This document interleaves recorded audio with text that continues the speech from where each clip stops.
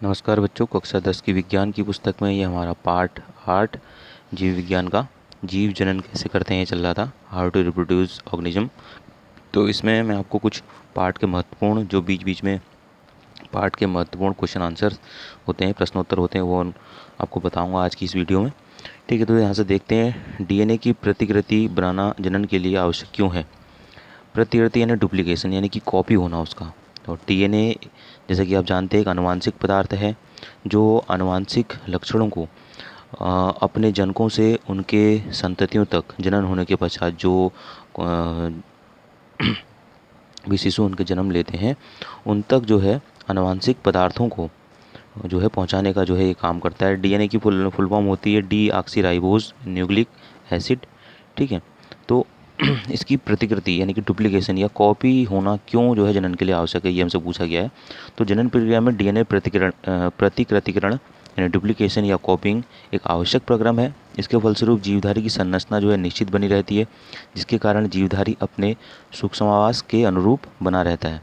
यानी कि जो डीएनए होता है एक आनुवांशिक पदार्थ होता है।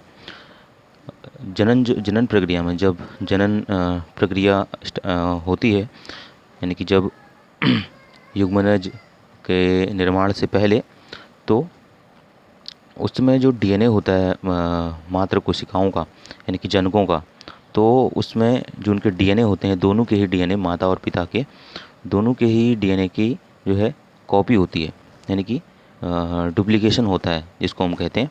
ठीक है, इस डुप्लीकेशन के पश्चात ही जो है जो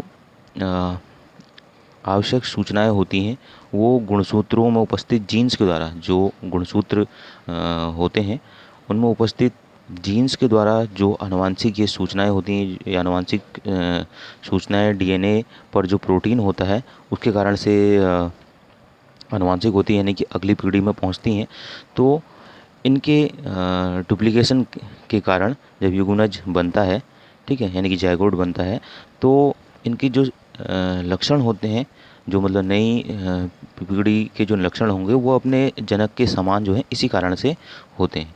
तो जीवधारी जो है अपनी संरचना यानी कि जैसा उसकी माता पिता थे सेम उसका बच्चा भी वैसे ही हो, तो अपनी संरचना जो है को निश्चित बनाने के लिए, निश्चित रखने के लिए और अपने सूक्ष्मवास के अनुरूप बने रहने के लिए जीवधारी जो होते हैं उनके डीएनए में प्रतिकृतिकरण यानी कि डुप्लीकेशन यानी कि कॉपिंग डीएनए का वो आवश्यक रूप से होता है। ठीक है, फिर नेक्स्ट क्वेश्चन है परागण और निषेचन में अंतर बताइए। परागण यानी कि पॉलिनेशन, निषेचन यानी कि फर्टिलाइजेशन, तो इन दोनों में हमने अंतर बताना है। यहाँ से देखते हैं आंसर है इसका परागण यानी पॉलिनेशन, निषेचन यानी फर्टिलाइजेशन। परागकोश से परागकणों के वर्तिकाग्र पर पहुँचने की क्रिया जो है परागण कहलाती है, जैसे मैंने आपको बताया था। जो परागकोश होते हैं पुंकेसर के टॉप भाग होता है, उससे जो है परागकणों के पोलन ग्रेन्स के स्त्री केसर के टॉप भाग यानी वर्तिकाग्र स्टिग्मा पर जो है इन परागकणों के पहुंचने की क्रिया परागण कहलाती है। और निषेचन जो होती है नर तथा मादा युग्मकों, जैसे मैंने बताया था आपको युग्मक बनते हैं, तो युग्मक से पहले गुणसूत्र की संख्या आधी रह जाती है नर में भी और मादा युग्मक में भी, के मिलने की प्रक्रिया को जो है या मादा नर युग्मक के संलयन की प्रक्रिया को निषेचन कहते हैं। परागण प्रायः कीट, वायु, जल, पक्षी आदि के माध्यम से होता है। इनका माध्यम जो है ये सब चीज़ें हैं। और नर युग्मकों को मादा युग्मक तक ले जाने का कार्य पराग नलिका करती है। और निषेचन में जो होता है, जो नर युग्मक जो होते हैं वो मादा युग्मक तक जो है पहुंचाने का कार्य जो है पराग नलिका करेगी। यह क्रिया निषेचन से पहले होती है। जो परागण की प्रक्रिया है वो निषेचन से पहले होगी और निषेचन जो होती है यह क्रिया परागण के बाद होती है। ठीक है, फिर नेक्स्ट क्वेश्चन है हमारा कि जीवों में विभिन्नता स्पीसीज के लिए तो लाभदायक है परंतु व्यष्टि के लिए आवश्यक नहीं है, क्यों। पहले क्वेश्चन को समझते हैं। जो विभिन्नताएं होती हैं, विभिन्नताएं मतलब जो परिवर्तन आते हैं किसी भी जाति में, ठीक है, स्पीसीज मतलब जाति, जैसे कोई मानव जाति या कुत्तों की प्रजाति या कह सकते हैं बिल्लियों की प्रजाति या किसी पक्षियों की प्रजाति। ठीक है, तो जो विभिन्नताएं हैं मतलब उनमें परिवर्तन वह स्पीसीज के लिए तो लाभदायक है, मतलब एक जाति के लिए तो लाभदायक है, परंतु व्यष्टि के लिए आवश्यक नहीं है, क्यों। मतलब किसी एक मतलब प्रजाति किसी एक सदस्य के लिए आवश्यक नहीं है, क्यों कह रहा है। तो इसका उत्तर है हमारा विभिन्नताएं प्रजाति के लिए लाभदायक होती हैं। जो वेरिएशन है यानी कि जो न- परिवर्तन जो होता है वो प्रजाति के लिए तो लाभदायक होता है, क्योंकि परिवर्तन होता रहेगा तो इससे क्या होगा, नई नई जातियों का उद्भव और विकास होता रहेगा। विभिन्नताओं के कारण प्रजाति के सदस्यों में कुछ ऐसे सदस्य उत्पन्न हो जाते हैं जो विभिन्न प्रतिकूल परिस्थितियों के लिए प्रतिरोधी होते हैं। तो जब विभिन्नताएं उत्पन्न होती हैं, चाहे वो प्राकृतिक कारणों से हों या आनुवंशिक कारणों से हों, तो जब ये विभिन्नताएं उत्पन्न होती हैं तो जो उस जाति के सदस्य होंगे तो उस परिस्थिति के अनुकूल अपने आप को ढाल लेते हैं। ठीक है, जिससे जो है प्राकृतिक चयन के फलस्वरूप, क्योंकि प्रकृति का भी वातावरणीय प्रभाव भी जो है वो जीवों पर पड़ता है, तो उसके कारण से जो है जो योग्य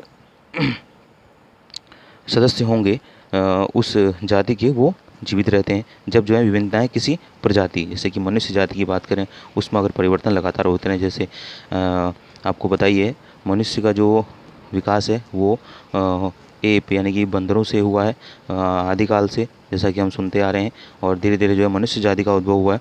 तो जो जितनी भी मनुष्य जातियाँ हैं जो धीरे धीरे विकसित होकर जो आज का वर्तमान मानव है, होमो सेपियंस सेपियंस, यहाँ तक जो ये वेरिएशन जो है, विभिन्नताएं जो ये उत्पन्न होती आई हैं, तो ये प्राकृतिक जो वर्ण है, प्राकृतिक चयन के फलस्वरूप जो योग्यतम जीव हैं उसमें जीवित रहते गए। तो इन योग्य अनुकूलित सदस्यों से प्रजाति शाश्वत बनी रहती है। तो पृथ्वी पर अपने को इन वातावरणीय प्रभाव में ढालने के कारण जो है जो प्रजाति होती है वो तो शाश्वत बनी रहती है। लेकिन यदि व्यक्तिगत सदस्य में जो है वातावरण विभिन्नताएं वातावरण से अनुकूलित न होने के कारण उक्त सदस्य की मृत्यु हो सकती है। अगर किसी प्रजाति के, जैसे मनुष्य जाति के किसी एक सदस्य में, एक व्यक्ति में जो है अगर विभिन्नताएं उत्पन्न होती हैं, मान लीजिए जैसे कि हमारे पूर्वजों में पूँछ जो है उनके कमर के पास से निकली रहती थी, यदि वर्तमान समय में किसी की अगर पूँछ होगी इस ऐसे सदस्य की, तो वो क्या है आज के समाज में जो है अपने आप को उसका सामंजस्य नहीं बन पाएगा। ठीक है ना। तो ऐसे सदस्य जो होते हैं, अगर क्योंकि ये वेरिएशन है उसमें, ठीक है, और ऐसी कोई नई वेरिएशन किसी या नई विभिन्नता जो है किसी व्यक्ति में उत्पन्न होती है, ठीक है, जैसे कि पहले के टाइम पे क्या होता था, जो सरीसृपों जो रेंगने वाले जीव हैं उनसे ही जो है पक्षियों का विकास हो रखा है। ठीक है, उनमें से कोई यदि सरीसृप जो है वो विकसित न होकर सिर्फ सर्प ही रह जाता, ठीक है, या रेंगने वाला जीव ही रह जाता, तो वातावरण से अनुकूल न होने के कारण उस सदस्य की मृत्यु हो जाती। बाकी सदस्य क्या थे, हुआ वातावरण से अनुकूलित होकर वो किस में परिवर्तित हो गए पक्षियों में परिवर्तित हो गए, ठीक है, बर्ड्स में परिवर्तित हो गए। लेकिन वो जो है वातावरण से अनुकूलित न होने के कारण उसी अवस्था में रह गया, तो वातावरण से अनुकूलित होने के कारण उसकी जो है मृत्यु हो जाती है। इसलिए जो है जो विभिन्नताएं होती हैं वो प्रजाति के लिए तो लाभदायक होती हैं, लेकिन एक सदस्य के लिए उसी प्रजाति की जो है वो लाभदायक नहीं होती हैं। इस कारण से विभिन्नताएं प्रजाति के लिए लाभदायक हो सकती हैं, लेकिन व्यक्तिगत सदस्य के लिए लाभदायक हो यह आवश्यक नहीं होता है। ठीक है, इसके बाद हम नेक्स्ट क्वेश्चन, आगे क्वेश्चन इसे नेक्स्ट वीडियो में करेंगे।